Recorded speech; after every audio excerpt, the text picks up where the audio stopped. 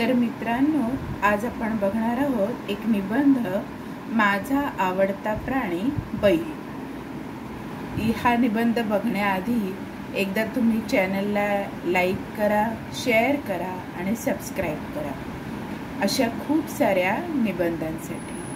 आता माझा आवडता प्राणी बैल हा विषय मी इथे घेतलेला आहे. तुमचा आवडता प्राणी कुणीही असू शकतो. गुबगुबीत ससा असू शकतो, छानशी मनीमऊ असू शकते, किंवा एक ऐटबाज घोडाही असू शकतो. आणि हो, या प्रत्येक प्राण्याचं आपलं आपलं एक वेगळं वैशिष्ट्य आहे. तर त्यासाठी आपण वेगवेगळे निबंध तर पाहणारच आहोत. पण आज आपण पाहणार आहोत निबंध, माझा आवडता प्राणी बैल. आता माझा आवडता प्राणी बैल हा निबंध कसा लिहिता येईल? श्रावण महिना कसा सणांची रेलचेल असणारा महिना आहे. या श्रावण महिन्यातील अमावस्येला बैलपोळा साजरा केला जातो. त्या दिवशी बैलांना सजवून त्यांची पूजा केली जाते आणि त्यांना पुरणपोळीचा नैवेद्य दाखविला जातो. बैलांची मिरवणूक काढली जाते. महाराष्ट्रात साजरा केला जाणारा हा सण गोपुत्र म्हणजे गायीचा पुत्र बैलांबद्दल कृतज्ञता व्यक्त करण्यासाठी आहे. हो, हे खरंच आहे.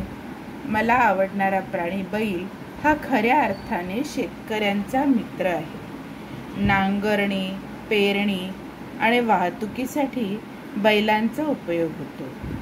पाटाचं पाणी शेतात सोडण्यासाठी तर बैलच हवा.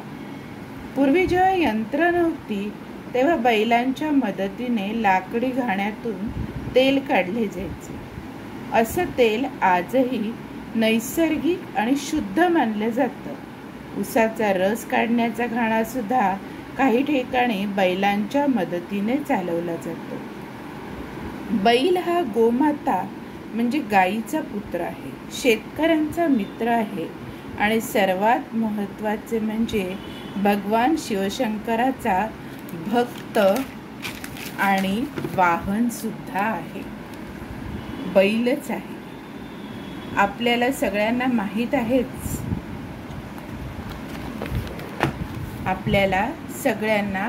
आहेच. भगवान शंकराच्या आधी आपण ज्याला नमस्कार करतो तो नंदी बैल. असं म्हणतात, नंदी बैलाच्या कानामध्ये जर तुम्ही स्वतःची इच्छा सांगितली तर नंदी बैल ती इच्छा शंकरापर्यंत पोहोचवतो बरं का, आणि इच्छा पूर्ण होते. म्हणून आपण त्याला शंकराच्या आधी नमस्कार करतो. तो कोण? नंदी बैल. असं म्हणतात की बैलांना लाल रंग अजिबात आवडत नाही. एखाद्या बैलासमोर तुम्ही लाल रंगाचे कापड हलवले किंवा लाल कपडे घालून बैलासमोर गेलात तर बैल चांगला लागलीच तुमच्यावर चांगलाच हल्ला करेल. बैलाचा वापर काही विशिष्ट खेळांमध्येही केला जातो. जसं की बैलांची स्वारी करायची आहे, बैलांची झुंज लावायची आहे किंवा बैलगाड्यांची शर्यत लावली जाते.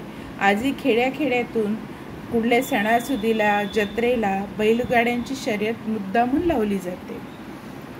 बैलाला वरच्या दिशेने हल्ला करण्याची म्हणजे शिंगांच्या दिशेने बैलाला वरच्या दिशेने हल्ला करण्याची सवय असते. त्यामुळे शेअर बाजारात तेजी दाखवण्यासाठी बुल म्हणजे बैल हा शब्द वापरला जातो. आणि म्हणूनच मुंबई शेअर बाजारात बैलाचा पुतळा आहे जो तेजीचं प्रतीक आहे. म्हणजे बघा, बैल हा तेजीचं सुद्धा म्हणजे प्रगतीचं सुद्धा प्रतीक आहे. तर असा हा आर्थिक सुबत्ता आणणारा शंकराचा भक्त, एक उत्कृष्ट खेळाडू, गोमातेचा अंश आणि तेल असो, उसाचा रस असो किंवा शेताची खूप सारी कामं असो, जे करून आपल्याला अन्न मिळवून देतो, तो आपला अन्नदाता हा बैल मला खरंच खूप खूप आवडतो.